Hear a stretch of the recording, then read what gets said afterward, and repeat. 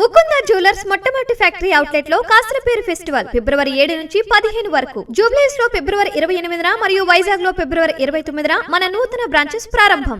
ప్రజా తీర్పును అవమానించేలా విపక్ష నేతలు మాట్లాడుతున్నారని సీఎం రేవంత్ రెడ్డి మండిపడ్డారు. ప్రజలు ఎప్పుడైనా వివేకంతోనే ఓటు వేస్తారని, నేతలు మాత్రం తమ తప్పును తెలుసుకోవడం లేదన్నారు. మున్సిపల్ ఎన్నికల్లో గెలిచినా ఓడినా తనదే బాధ్యత అని చెప్పేందుకే నేనే రాజు నేనే మంత్రి అనే వ్యాఖ్యలు చేశారన్నారు. సంత్ సేవాలాల్ మహారాజ్ జయంతి ఉత్సవాల్లో పాల్గొన్న సీఎం రాష్ట్రంలోని అన్ని తండాలకు బీటీ రోడ్లు, పాఠశాల నిర్మాణం చేపట్టాలని ఆదేశించారు. బంజారాల ఆరాధ్య దైవం శ్రీ సంత్ సేవాలాల్ మహారాజ్ జయంత్యుత్సవాలు బంజారాహిల్స్ లోని బంజారా భవన్ లో ఘనంగా జరిగాయి. గిరిజన సంక్షేమ శాఖ ఆధ్వర్యంలో నిర్వహించిన కార్యక్రమానికి సీఎం రేవంత్ రెడ్డి ముఖ్య అతిథిగా హాజరయ్యారు. మంత్రి అడ్లూరి లక్ష్మణ్, ఎమ్మెల్యేలు, బంజారా సంఘం నేతలు పాల్గొన్నారు. తెలంగాణ ఏర్పాటులో బంజారాలది ప్రత్యేక పాత్ర అని గుర్తు చేశారు. దళితుణ్ణి ముఖ్యమంత్రిని చేస్తానని ఎవరైతే మోసం చేశారో ఆ దళితున్నే అధ్యక్ష అని పిలిచేలా చేశామని అన్నారు. రాష్ట్రంలోని అన్ని తండాలకు బీటీ రోడ్లు వేయాలని వేదికపై నుంచి ఆదేశించారు. చదువుతోనే బతుకులు మారుతాయని, యువతకు దేశాన్ని ఏలేందుకు ఏం కావాలన్నా ఇచ్చేందుకు ప్రభుత్వం సిద్ధమని భరోసా ఇచ్చారు. మా మిత్రులు అడ్లూరు లక్ష్మణ్ గారికి నేను ఆదేశాలు ఇస్తున్నా. అదేవిధంగా స్పెషల్ చీఫ్ సెక్రటరీ సవ్యసాజ్ ఘోష్ గారికి నేను ఆదేశాలు ఇస్తున్నా. తెలంగాణ రాష్ట్రంలో ఉన్న అన్ని తండాలకు బీటీ రోడ్లు వెయ్యాలి అని నేను ఆదేశాలు ఇస్తున్నా. ప్రతి తండాలో పాఠశాల ఉండాలి. పాఠశాల భవనానికి మీరు ఏర్పాట్లు చేయండి. దాదాపుగా కొన్ని వేల గ్రామ పంచాయతీలను గత ప్రభుత్వం చేసినా అన్నది, కానీ ఏ గ్రామ పంచాయతీలో గ్రామ పంచాయతీ భవనం లేదు. రాష్ట్రంలో ఎన్నుంటే అన్ని గ్రామ పంచాయతీ భవనాలు నిర్మించడానికి మీరు ప్రణాళికలు సిద్ధం చేయండి. అన్ని తండాలలో, గూడాలలో కరెంటు లైన్లు వేయడానికి ఎక్కడైతే ఇబ్బంది ఉందో కంప్లీట్గా సోలార్ ద్వారా మీకు కరెంటు ఇచ్చి, మీ వ్యవసాయ పంపు సెట్లు, సోలార్ పంపు సెట్లు ఇచ్చి మీరు వ్యవసాయం చేసుకోవడానికి అన్ని రకాల ప్రణాళికలను ఈరోజు సిద్ధం చేస్తున్నాం. ఈ ప్రభుత్వం మీకు సంక్షేమం కాదు, సంక్షేమంతో పాటు మీకు చదువు ఇవ్వదలుచుకున్నది.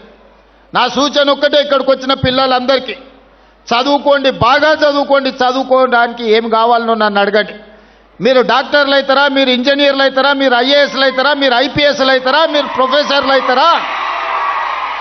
ఈ దేశాన్ని మీరు ఏలడానికి ఏమవుతారో చెప్పండి, నేను మద్దతు ఇస్తా.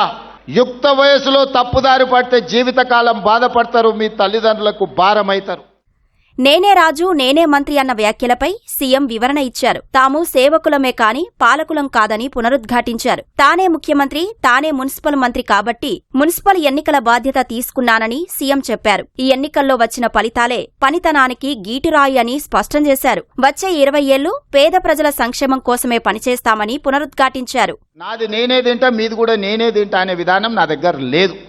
తిన్నోళ్ళని మీరు చూసారు, తిన్నోళ్ళకు సరిగ్గా గుణపాఠం చెప్పారు. ఇప్పటికి కూడా వాళ్ళ తప్పును వాళ్ళు తెలుసుకోకుండా మీరు తప్పు చేసారు, మాకు ఓటేయలేదని మళ్ళీ మిమ్మల్ని బదనాం చేయడానికి ప్రయత్నం చేస్తారు. వాళ్ళకు ఒకటే నా సూచన, ప్రజలకు చాలా విజ్డమ్ ఉంది, విచక్షణ ఉంది. ఎప్పుడు ఏ నిర్ణయం తీసుకోవాలనో ప్రజలకు తెలుసు. నేను గెలిచినా నువ్వు ఓడినా అది ప్రజా నిర్ణయమే. ఒకవేళ నువ్వు గెలిచి నేను ఓడినా ప్రజలు దాన్ని సందర్భానుసారంగా ఇస్తున్న తీర్పు. ఆ తీర్పును అవమానించేటట్టు మాట్లాడకండి. మనలో ఉన్న లోపాలుంటే మనం సరిదిద్దుకోవడానికి ప్రయత్నం చేయాలి. నేనే రాజు నేనే మంత్రి అంటే నేనే ముఖ్యమంత్రిని, నేనే మున్సిపల్ మంత్రిని. ఈ ఎన్నికల ప్రతి ఫలితం నా పనితనానికి గీటురాయి. నేను కష్టపడుతున్నాను, ప్రజలు విశ్వసించి ఖచ్చితంగా 80% ఆశీర్వదిస్తారు. కొన్ని పనులు అయినా కాకపోయినా ప్రయత్నంలో లోపం లేదు.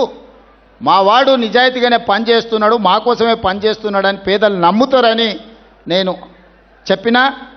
ఎన్నికల కంటే ముందు 2 రోజుల ముందు నేను ప్రెస్ మీట్ పెట్టి క్లియర్గా చెప్పిన, 12 ఏళ్ళకి ఏం తీర్పిస్తారు, 10 ఏళ్ళకి ఏం తీర్పిస్తారు, 2 ఏళ్ల పరిపాలనకి ఏం తీర్పిస్తారో మీ విచక్షణను వాడి మీరు తీర్పు ఇవ్వండి అని చెప్పి ప్రజలకు విజ్ఞప్తి చేసిన.